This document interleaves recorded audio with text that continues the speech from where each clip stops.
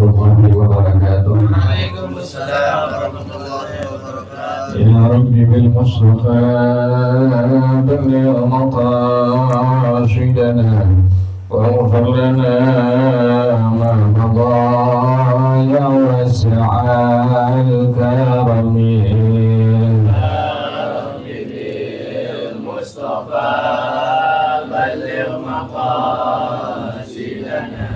واغفر لنا ما مضى يا واسع الكرم. لم يلتزم قد ضاها مطلقا أبدا وبالجزاء أصلا في مدى الزمن. يا رب بالمصطفى بلغ مقاصدنا واغفر لنا ما مضى يا واسع الكرم. منه الدوام فلم تهرب ما وقعت ذكرنا بل باسمه الحسن. يا رب بالمصطفى بلغ مقاصدنا واغفر لنا ما مضى يا واسع الكرم. وخيفه كأمام رأي ثبت ولا يرى ذو ضور منه عالي. يا رب بالمصطفى بلغ مقاصدنا واغفر لنا ما مضى يا واسع الكرم. وقلبه لم ينم والعين قد نعست ولا يرى ذله بالشمس فاطني. يا رب بالمصطفى بلغ مقاصدنا واغفر لنا ما مضى يا واسع الكرم. فالجبال قد علتا قوما إذا جلسوا عند الولادة سفيانا بمخدتني. يا رب بالمصطفى بلغ مقاصدنا واغفر لنا ما مضى يا واسع الكرم. بالخزراء صبرك فلا تكن آمنا من شر نار أزراق ومن حديد. يا رب بالمصطفى بلغ مقاصدنا واغفر لنا ما مضى يا واسع الكرم. مولاي صل وسلم دائما أبدا على حبيبك خير الخلق كلهم. يا رب بالمصطفى بلغ مقاصدنا واغفر لنا ما مضى يا واسع الكرم. محمد سيد الكونين والثقلين والفريقين من عرب ومن عجم. يا رب بالمصطفى بلغ مقاصدنا واغفر لنا ما مضى يا واسع الكرم. ومن تكن لرسول الله نصرته إن تلقوه الحسن في أجامها تجميل. يا رب بالمصطفى بلغ مقاصدنا واغفر لنا ما مضى واسع الكرم هو الحبيب الذي ترجى شفاعته لكل هول من الأهوال مكتحمل. المصطفى بلغ مقاصدنا واغفر لنا ما مضى يا واسع الكرم. وكلهم من رسول الله ملتمس غرفا من البحر أو رشفا من الدين.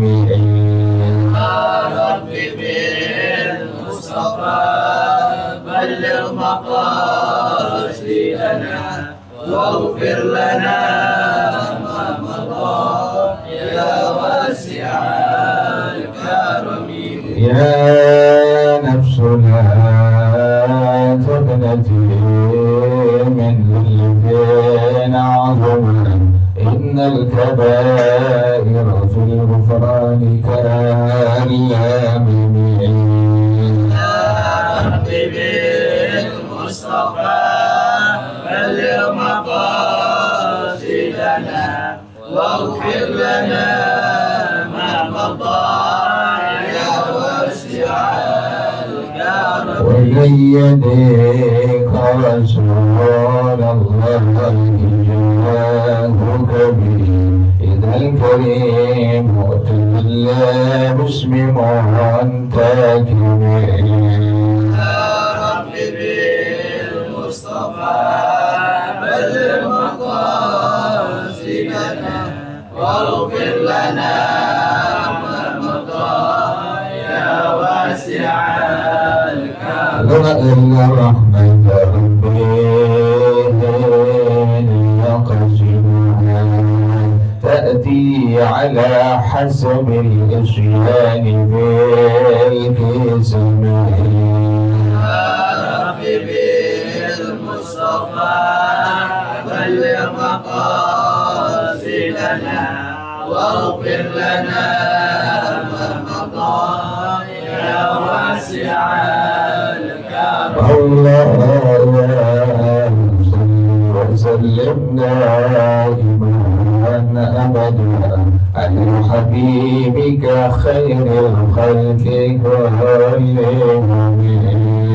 يا رب بالمصطفى بلغ مقاصدنا واغفر لنا ما مضى يا واسع الكرم. اللهم صل وسلم وبارك عليه وعلى الفاتحة على رسول الله صلى الله عليه وسلم وعلى آله وإخوانه الأنبياء والمرسلين والصحابة أجمعين والعلماء العاملين إلى أرواح آبائنا أو أمهاتنا وأجدادنا وجداتنا ومشايخنا ومعلمين في الدين ولجميع المسلمين والمسلمات والمؤمنين والمؤمنات وسلم شيخنا وربي أرواحنا الحبيب عبد الرحمن بن أحمد السلام وشيخنا وربي أرواحنا الحبيب علي بن الحبيب عبد الرحمن بن أحمد وإلى شيخنا وربي أرواحنا الدين بن وإلى روح يفضل الأشياء أحمد شهاب بن سلام القيوم وأصوله المغفور أن الله يتبشر بالرحمة والمغفرة أن الله يغفر لهم ويرحمهم ويعلي درجاتهم الجنة ويعيد علينا من بركاتهم وأسرارهم وأنوارهم وعلومهم ونفحاتهم وكراماتهم وإمدادهم بالدين والدنيا والآخرة الفاتحة على هذه النية وعلى كل نية صالحة غالب بكل خير نافع لمن يشاء وإلى حضرة النبي محمد صلى الله عليه وآله وصحبه وسلم الفاتحة. أعوذ بالله من الشيطان الرجيم بسم الله الرحمن الرحيم الحمد لله رب العالمين الرحمن الرحيم مالك يوم الدين إياك نعبد وإياك نستعين اهدنا الصراط المستقيم صراط الذين أنعمت عليهم غير المغضوب عليهم ولا الضالين آمين اللهم صل وسلم على سيدنا محمد الفاتح لما الخاتم لما سبق الناس الحق بالحق والهادي إلى صراطك المستقيم وعلى آله وصحبه حق قدره ومقداره العظيم اللهم أخرجنا من ظلمات الوهم وأكرمنا بنور الفهم وافتح علينا بمعرفة العلم وحسن أخلاقنا بالحلم وسهل لنا أبواب فضلك وانشر علينا من خزائن رحمتك يا أرحم الراحمين بسم الله الرحمن الرحيم فائدة في علامات الأنبياء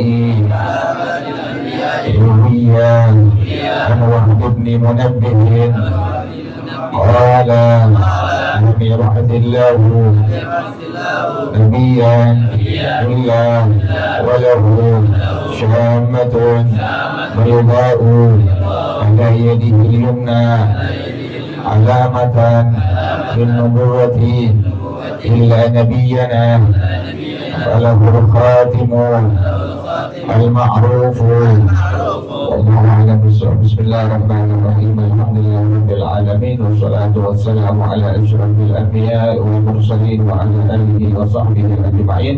قال الشيخ الإمام المؤلف رحمه الله على من نفع به وهداه علومه وبكم في الدارين آمين. قال رضي الله تعالى عنكم بسم الله الرحمن الرحيم فائدة أي هذه فائدة في علامات الأنبياء. Ini satu faedah tentang tanda-tanda para nabi. Jadi setiap nabi itu ada tandanya, nggak sembarangan ya. Ruwiyah diriwayatkan sebuah hadis an Wahab bin Munabbih dari Sayyidina Wahab bin Munabbih radhiyallahu anhu. Qala, dia mengatakan, lam yab'athillahu nabiyyan, tidaklah Allah mengutus seorang nabi illa wa lahu syammatun baydha'u ala yadihi al-yumna, melainkan di tangan itu Nabi sebelah kanannya ada tanda. Apa tandanya? Daging yang berwarna putih. Jadi setiap Nabi itu di tangan sebelah kanannya ada tanda bahwa dia seorang Nabi. Ada tangan sebelah kanan itu ada yang namanya syammah bayda. Jadi kayak tai apa? Talalut tuh, warnanya putih. Tuh. Tanda kenabian tuh. Tanda kenabian demikian. Ada di tangan sebelah kanan. Alamatan linubuwah, itu tanda kenabian tuh. Bukan tumor, bukan ya, lainnya kayak lalat dia, seperti telur dari seekor burung merpati dalam hadis yang lain tuh. Jadi hadis yang lain menyebutkan tanda kenabian itu seperti telur dari seekor burung merpati, warnanya putih. Tangan sebelah kanan itu merupakan tanda kenabian dari seorang nabi. Gampangnya kayak lalat ya, gampang kayak lalat ya. Tapi warnanya putih dia. Illa nabiyana, kecuali Nabi kita Nabi Muhammad sallallahu alaihi wasallam, falahul khatimul ma'rufu, maka beliau memiliki tanda penutup kenabian yang memang sudah diketahui di sini. Di antara dua pundak beliau itu di sini nih, Nabi Muhammad di sini di belakang nih. Di antara kedua pundak beliau, tengah-tengahnya itu ada syammah bayda. Ada tulisannya Muhammad Rasulullah. Ya. Jadi lain ya, kalau para nabi selain Nabi Muhammad, para nabi Rasul ada di tangan sebelah kanan tuh, seperti tadi yang nampak tai lalat tapi warnanya putih itu. Tapi kalau Nabi Muhammad di sini di belakang, di antara kedua pundak beliau, tengah-tengahnya itu ada syamah baydha. Itu merupakan tanda sebagai Nabi Muhammad, sebagai Nabi penutup sekalian, Nabi dan Rasul. Jadi bukan tumor ya, tapi namanya tadi paling gampang kayak teh alam ya, paling gampang, tapi warnanya putih. Faidatun, ini sebuah faedah, jadi nggak sembarangan ya, sembarangan seorang itu ngaku sebagai apa? Sebagai Nabi nggak sembarangan, tuh ada tandanya Allah berikan khusus spesial tuh. Faidatun, ini sebuah faedah, dan kenabian sudah ditutup oleh Nabi Muhammad SAW. Tidak ada nabi setelah Nabi Muhammad SAW. Faidatun, ini sebuah faedah, fi ba'di karamati sultanil awliya'i walaih, menceritakan tentang sebagian karamah. Ada karamah, ada maunah, ada istidraj, ya, ada irhas. Kalau irhas itu yang Allah berikan kelebihan kepada seorang yang bakal menjadi nabi atau rasul, namanya irhas. Di masa kecilnya namanya irhas.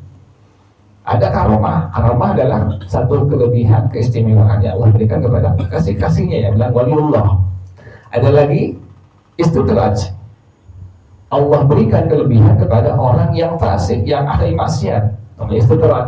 Misalnya dia lihat ada orang nggak sembahyang, ada orang nggak puasa Ramadan, ada orang yang ahli maksiat tapi bisa ngobatin orang, ya, tapi bisa dia tahu keberadaan barang hilang. Itu bukan karamah, tapi apa tuh? Istidraj. Jadi bedakan tuh. Nah sekarang zamannya sekarang susah membedakan tuh, mana orang yang dibilang waliullah, mana yang bilang wali setan tuh orang sekarang tuh.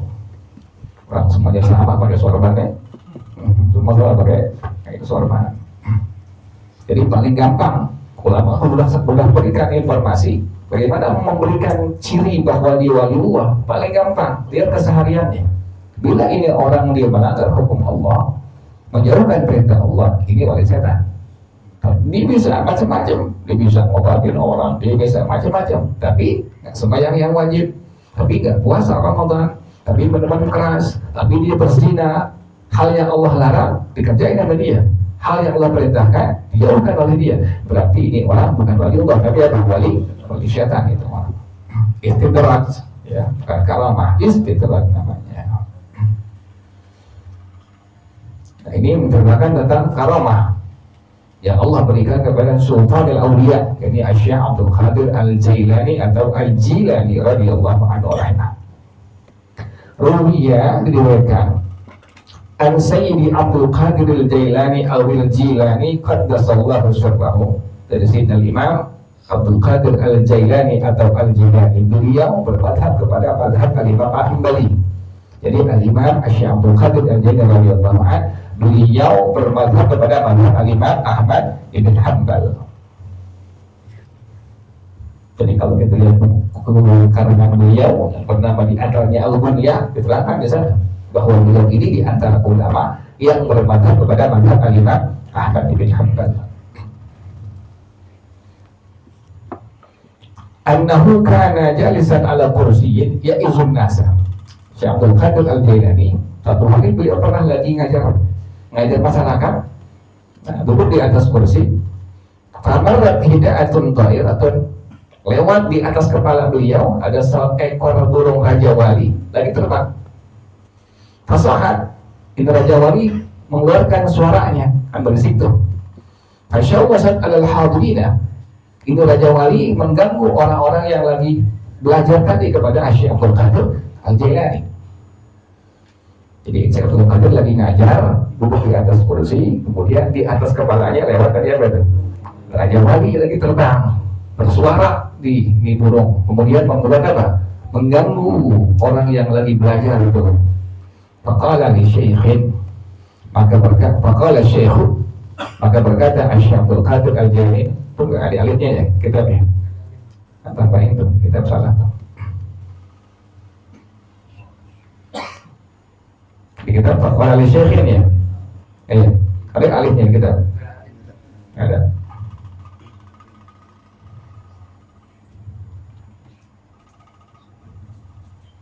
Tambahin hal itu. Ada kan kita tahu hal ini?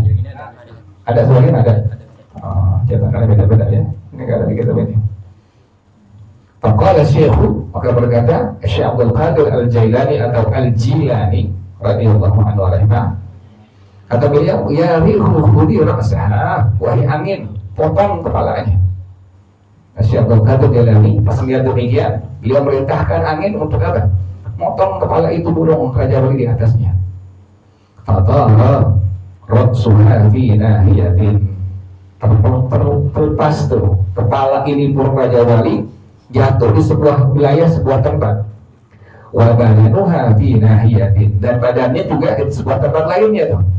Pas ya Abdul bilang ya rihu ra'saha, langsung angin motong ini bagian tubuh itu burung Raja Wali. Kepalanya terbang di sebuah tempat, kemudian badannya juga terbang di sebuah tempat terpisah. Karena zaman Syekhu Al Kursi wa akhadaha bi yadihi, maka Syekh Abdul Qadir Jailani turun dari kursinya dan diambil itu bagian tadi, kepala dan badan itu dengan badannya itu burung Raja Wali. Waqala, dan Syekh Abdul Qadir Al-Jailani beliau mengatakan Bismillahirrahmanirrahim, dipegang sambil baca kalimat Bismillahirrahmanirrahim, fahayyat, maka ini burung Raja Wali hidup lagi. Ini merupakan apa? Karamah dari bacaan Syekh Abdul Qadir Al-Jailani itu. Ini bukan tempat kita tuh. Ini bukan tempat kita tuh. Ini bukan makom kita. Jadi berbeda. Ada waliullah yang nggak makan. Dibaca qul huwallahu ahad 11 kali kenyang. Kita nggak bisa. Kita begitu. Nggak bisa kita. Emang makomnya bukan makom kita. Jadi Pak Syekh Abdul Qadir Jailani bilang Bismillahirrahmanirrahim. Kemudian ini burung langsung ada hidup kembali. Watarat terbang kembali. Wannasu yanzurunaha, dan semua murid-murid daripada Syekh Abdul Qadir Al-Jailani melihat itu kejadian. Karamatan lahu radhiyallahu anhu, ini merupakan karamah yang Allah berikan kepada Syekh Abdul Qadir Al-Jailani radhiyallahu anhu. Wa nafa'ana bi barakati, dan semoga Allah memberikan manfaat untuk kita dengan keberkahan beliau. Al-Fatihah. A'udzubillahi minasyaitonir rajim. Bismillahirrahmanirrahim. Alhamdulillahirabbil alamin, arrahmanir rahim, maliki yaumiddin. Iyyaka na'budu wa iyyaka nasta'in. Ihdinas siratal mustaqim, siratal ladzina an'amta 'alaihim ghairil maghdubi 'alaihim waladdallin. Amin.